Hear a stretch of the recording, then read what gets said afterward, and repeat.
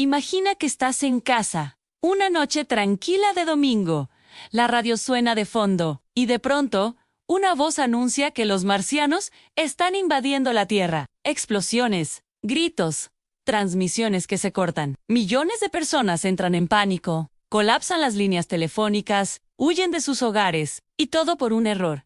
A una obra de ficción que se volvió aterradoramente real. Esta es la historia del día en que una simple transmisión de radio hizo creer al mundo que el fin había llegado. Era el 30 de octubre de 1938, la noche antes de Halloween. En aquellos años, la radio era el centro de la vida familiar, el Internet de su tiempo. Cada noche, millones de personas se reunían a su alrededor para escuchar música, noticias y, sobre todo, radioteatros. Esa noche, la cadena CBS transmitía un programa especial de su serie Mercury Theater on the Air, dirigido por un joven y ambicioso actor y director de apenas 23 años, llamado Orson Welles. La obra elegida era una adaptación de La Guerra de los Mundos, la famosa novela de ciencia ficción escrita por H.G. Wells en 1898 sobre una invasión marciana a Inglaterra. Para darle un toque moderno, Wells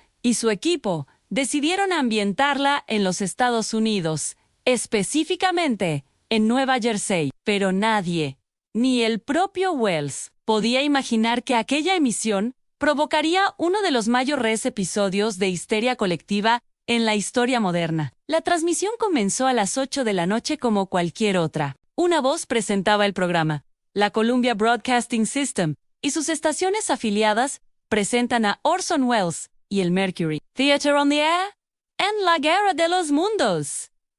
H.G. Wells. Luego, sonaba la música de una orquesta, como era habitual en las noches de domingo. Pero aquí fue donde Wells aplicó su genialidad. A los pocos minutos, la música fue interrumpida bruscamente por un boletín de noticias de última hora, un formato que el público asociaba con eventos reales y urgentes. Una voz de locutor, seria y profesional, anunciaba a señoras y señores: interrumpimos nuestro programa de baile para traerles un boletín especial de la Intercontinental Radio News. Desde el observatorio de Mount Jennings, en Chicago, el profesor Farrell informa haber observado varias explosiones de gas incandescente en el planeta Marte. La música volvía por unos instantes, solo para ser interrumpida de nuevo. Esta vez, el tono era más alarmante. El boletín ahora conectaba con un supuesto reportero en Grover's Mill, Nueva Jersey, donde un objeto cilíndrico y misterioso había caído del cielo. La narración se volvía cada vez más intensa y realista. El supuesto reportero describía la escena con una voz agitada, la multitud curiosa, la policía intentando mantener el orden, y el extraño cilindro metálico que emitía un sonido siseante. Y entonces, el momento que desató el caos. Con la voz temblorosa, el reportero gritaba: ¡Dios mío! ¡Algo está saliendo del cilindro! Veo 2 discos luminosos. Son ojos. Puede que sea una cara. ¡Santo cielo! Algo se arrastra fuera de la sombra, como una serpiente gris. ¡Y otra! ¡Y otra más!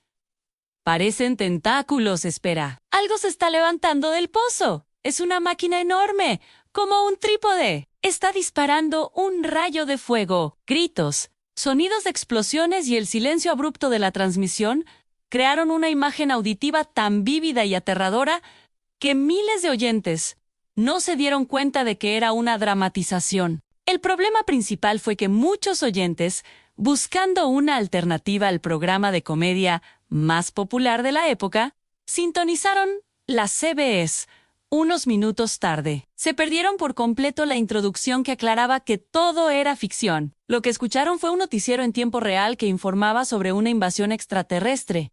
El pánico fue instantáneo y generalizado. En cuestión de minutos, el caos se apoderó de varias ciudades. Las líneas telefónicas de las comisarías, periódicos y estaciones de radio colapsaron. La gente llamaba desesperada, preguntando qué debían hacer. ¿Dónde podían refugiarse? En Newark, Nueva Jersey, familias enteras salieron a las calles con toallas mojadas en la cara.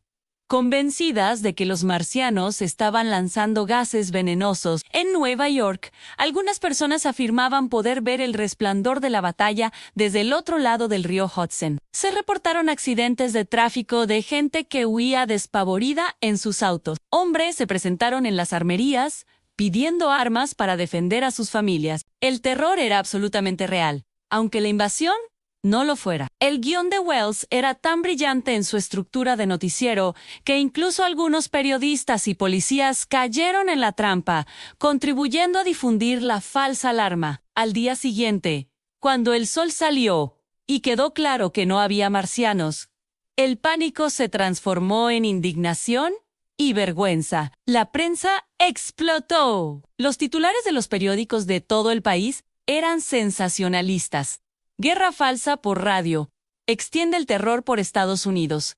La radio causa histeria nacional. Se publicaron historias de personas que sufrieron ataques cardíacos, crisis nerviosas o que gastaron sus ahorros preparándose para el fin del mundo. Los políticos pidieron regulaciones más estrictas para la radio, acusando a la CBS de irresponsabilidad. La cadena de radio tuvo que emitir disculpas públicas y asegurar que algo así no volvería a ocurrir.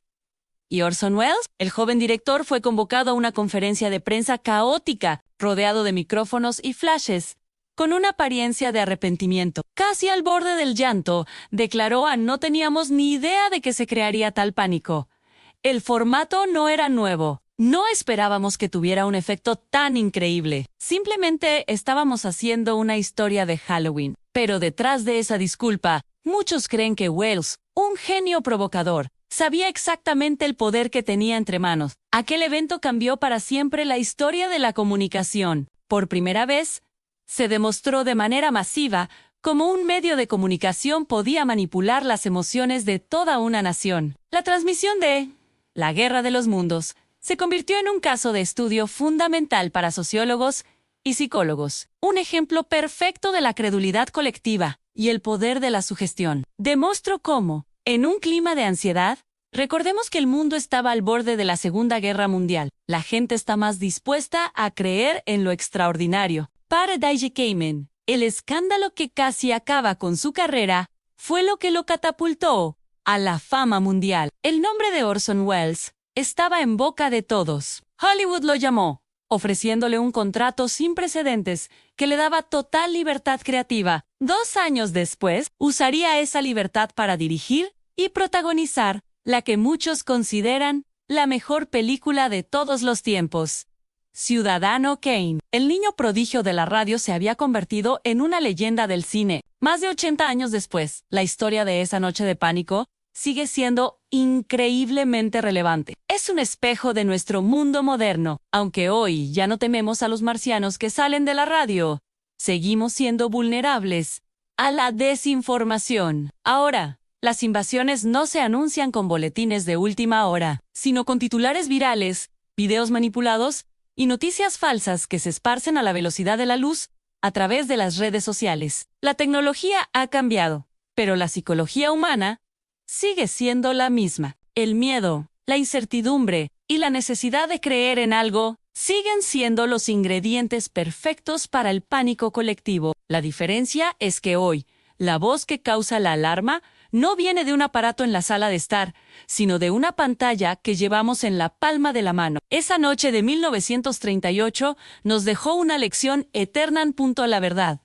Puede sonar tan convincente como la mentira. Y una voz, si es lo bastante persuasiva y llega en el momento adecuado, puede hacer temblar al mundo. La próxima vez que sientas esa punzada de pánico por algo que leíste en Internet, recuerda la historia de Orson Welles y los marcianos que nunca llegaron. Si te ha gustado este viaje a una de las noches más extrañas de la historia, no olvides dejar tu like, suscribirte y activar la campanita para no perderte ninguna de nuestras historias, porque aquí siempre hay algo nuevo y fascinante que contar. Gracias por acompañarnos y hasta la próxima.